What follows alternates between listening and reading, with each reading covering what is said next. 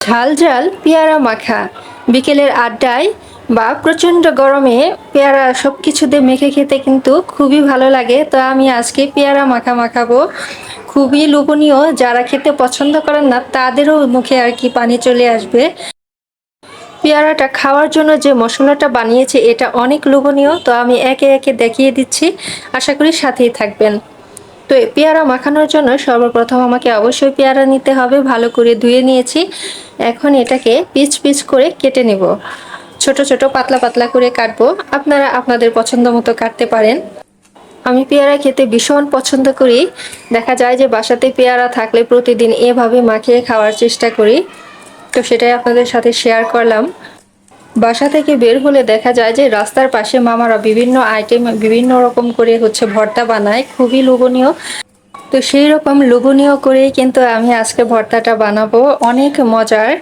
তো পেয়ারা তো এমনিতেই খেতে অনেক ভালো লাগে, তো তার সাথে যদি মশলা মাখিয়ে খায় তাহলে আরও বেশি মজার হয়ে যায়। তো আমার সবগুলো কাটা শেষ।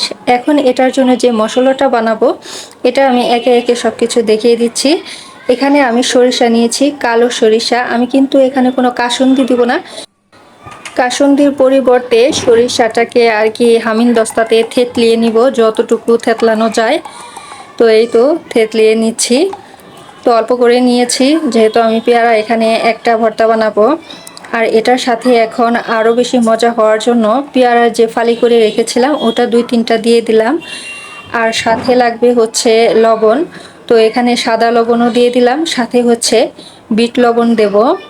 আর ঝাল করার জন্য এই তো বিট লবণ দিয়ে দিলাম। আর ঝাল করার জন্য তো শুকনা মরিচের গুঁড়ি অবশ্যই দেব। আপনি চাইলে এখানে শুকনা মরিচের ভাজাটাও দিতে পারেন। এখন এইগুলোকে হামিং দস্তায় পিষে একদম গুঁড়ি গুঁড়ি করে ফেলবো। আর সাথে টেস্ট আরও বাড়ানোর জন্য তেঁতুল দিয়ে দিলাম, তেঁতুলের বীজ 2-3টা দিয়ে দিলাম।